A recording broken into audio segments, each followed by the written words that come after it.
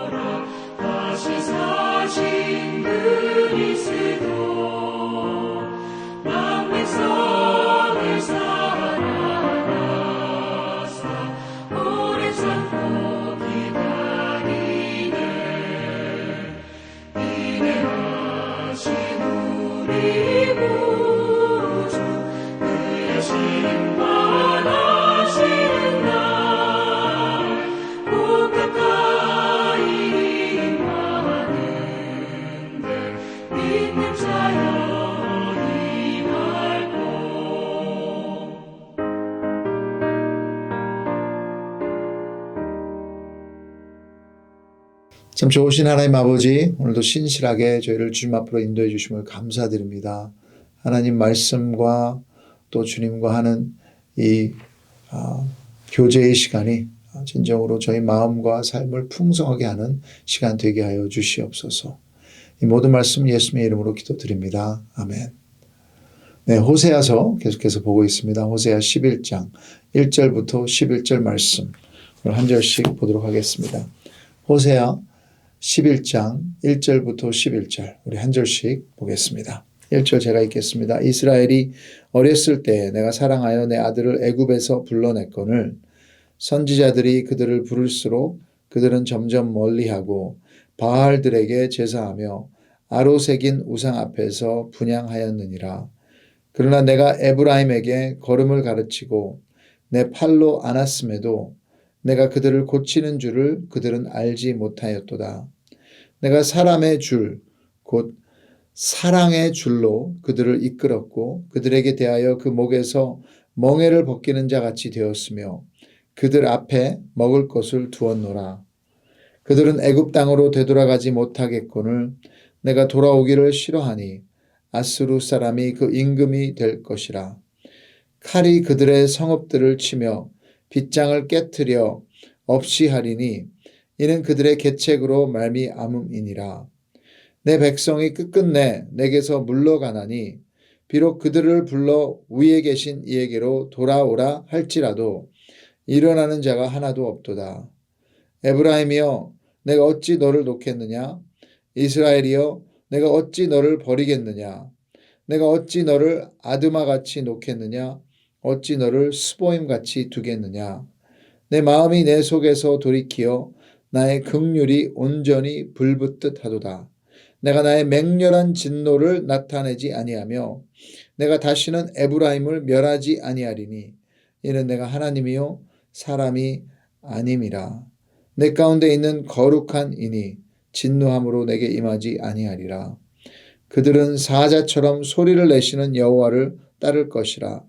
여호와께서 소리를 내시면 자손들이 서쪽에서부터 떨며 오되 그들은 애굽에서부터 새같이 아스루에서부터 비둘기같이 떨며 오리니 내가 그들을 그들의 집에 머물게 하리라.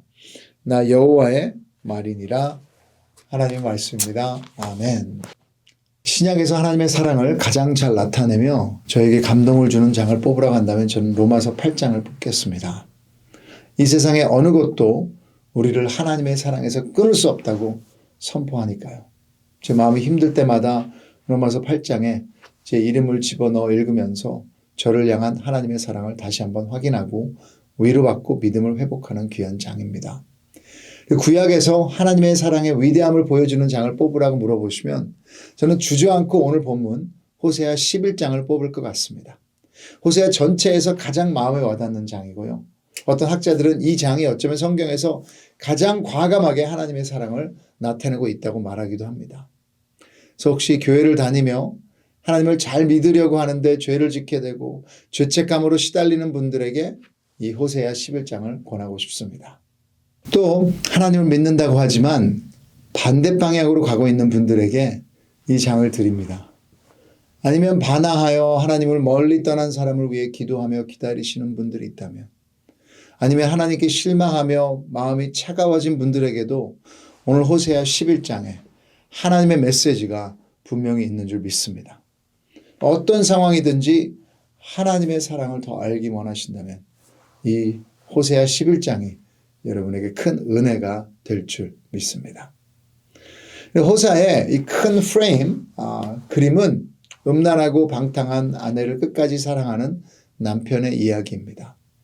호세아가 바로 그 남편이죠. 부부가 결혼할 때 끝까지 사랑하겠다고 언약을 맺습니다. 오늘 이 토요일 오후에도 히스대학 청년부 공동체 한 커플이 교회에서 결혼식을 올릴 것입니다. 그래서 하나님 앞에서 공동체 앞에서 이 거룩한 혼인 맹세를 함으로 아름답고 위대한 사랑의 약속을 할 것입니다. 그런 커플들이 ANC에서 많이 나오도록 기도 부탁드립니다. 근데 결혼식 바로 그 다음 날부터 부딪히게 될 현실은 부부의 사랑은 이 조건적이라는 것이에요.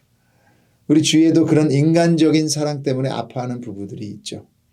그러기에 오늘 본문에서 부부의 사랑보다 이 부모와 자녀 간의 헌신적이고 무조건적인 사랑으로 우리를 향한 하나님의 위대한 사랑을 표현하고 있습니다. 먼저 1절부터 3절 우리 같이 한번 읽어보실까요? 이스라엘이 어렸을 때 내가 사랑하여 내 아들을 애굽에서 불러냈거늘 선지자들이 그들을 부를수록 그들은 점점 멀리하고 바알들에게 제사하며 아로새긴 우상 앞에서 분향하였느니라. 그러나 내가 에브라임에게 걸음을 가르치고 내 팔로 안았음에도 내가 그들을 고치는 줄을 그들은 알지 못하였도다. 그러면 이스라엘은 애굽에서 이집트에서 400년 넘게 노예로 있으며 정체성을 잃어버렸던 민족입니다. 그런 이스라엘을 하나님은 내 아들이라고 부르십니다. 그리고 아버지의 애정 어린 표현들이 여기 나오죠.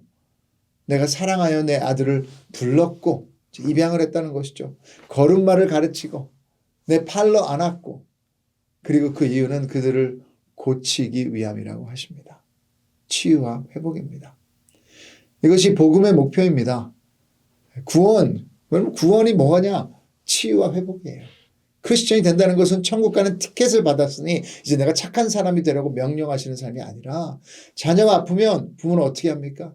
다치면 그 다친 자리에 호호 불어주고 약을 발라주고 안아주고 위로해주고 감싸주고 더 나아가서 장난감이나 맛있는 것을 사주며 달래주시죠. 1절부터 3절이 그런 장면입니다. 이것이 크리스천을 향한 여러분을 향한 하나님 아버지의 마음이에요. 우리를 복종시키기 위해서 막 구원하시는 것이 아니라 죄로 망가진 우리의 마음과 삶을 어루만지시면서 회복시키기 위해서 우리를 구원하신 것입니다. 오늘도 우리의 망가진 부분을 하나님은 고치시기 위해 우리에게 복음의 걸음마를 가르치시고 그 크신 팔로 우리를 안아주시는 줄 믿으시기 바랍니다. 지난주에 제 아들 이제 미시건주에 있는 저희 교단의 140년 넘은 켈빈 대학교를 졸업을 했습니다. 그래서 졸업 예배 중에 그 모든 학생들에게 복음의 줄거리를 가르쳤기 때문에 학생들과 함께 선포하더라고요. 복음의 줄거리 여러분 다 아시겠지만 첫째는 창조죠. creation. 하나님이 모든 것을 창조하셨다. 아름답게 만드셨다. 두 번째는 the fall. 타락입니다. 우리가 죄를 지며 타락함으로 하나님께 또 우리 안에서도 함께 사랑할 수 없게 됐어요. 세 번째는 redemption. 구속이죠. 예수 그리스도를 통해 하나님이 우리를 구속하셨다. 근데 그 다음이 중요하죠. 회복, restoration. 하나님 모든 것을 회복시켜 주시기를 원하시고 우리의 마음만이 아니라 우리의 삶만이 아니라 우리의 모든 것도 전체적으로 회복시키십니다. 오늘 아침도 하나님은 우리 삶의 회복을 원하십니다. 죄로 인해 상처난 부분들을 만지시고 마음 깊이 자리 잡은 쓴뿌리를 뽑으시고 갈라진 관계들의 화목을 주시고 나밖에 생각하지 못해 사랑하지 못했던 마음에 남을 더 생각하는 넉넉함을 주시기를 원하세요. 우리를 고치시는 하나님 아버지의 손길을 알고 그 품으로 기도 가운데 달려가시는 우리가 되길 축복합니다. 이 위대한 사랑이 4절에도 이어집니다. 같이 읽겠습니다. 내가 사람의 줄, 곧 사랑의 줄로 그들을 이끌었고 그들에게 대하여 그 목에서 멍에를 벗기는 자같이 되었으며 그들 앞에 먹을 것을 두었노라. 어떤 학자들은 이것이 애완동물을 매는 줄 같다고도 하는데 저는 자녀를 이끄는 부모의 그림이 그려집니다. 여러분 뭐 디즈니랜드나 큰 놀이공원에 가면 사람이 너무 많아서 어떤 부모들은 줄이 달린 조끼 같은 것을 아이들에게 입혀주신 것을 봤을 것입니다. 그 의도는 보호하고 지켜주기 위함이죠. 사랑의 목표입니다. 영어 번역이 이 구절을 더 잘 표현하는 것 같아요. 4절에 보시면 I led them with cords of kindness. 친절함으로 이끌었다. With the bands of love. 사랑의 밴드로. I became to them as one who eases the yoke on their jaws. And I bent down to them and fed them. 인자함의 줄로 사랑의 밴드로 내가 인도했다. 그들의 턱에서 멍에를 느슨하게 하고 허리를 굽혀서 먹여주었다. 어린아이를 향한 것 같은 돌보심입니다. 가끔 제가 제 아내에게 이제 어른이 된 아들들을 너무 잘해주지 말라 하다가 다투게 되기도 해요. 그러나 이 구절을 보니 하나님은 더 잘해주시는 것 같습니다. 먹여주시고 인도하시고 우리의 눈높이로 내려가 주시고. 근데 우리는 이런 하나님의 사랑을 잊어버립니다. 우리가 알아서 하겠다고 거부까지 합니다. 우리가 갈 길을 잃어 헤맬 때, 앞을 보지 못할 때, 소망이 없을 때 하나님이 어떻게 우리를 먹이시고 입히시고 보호하셨는지를 잊어버려요. 우린 내가 대단해서, 내가 착해서, 내가 잘나서, 똑똑해서 여기까지 온 줄 착각합니다. 아니에요. 모두 하나님의 은혜인 줄 믿습니다. 아멘. 갓난아기가 부모의 돌봄 없이는 살 수 없듯이 하나님의 은혜가 아니면 우리는 계속 어둠 속을 헤매고 있을 것입니다. 망가진 채로.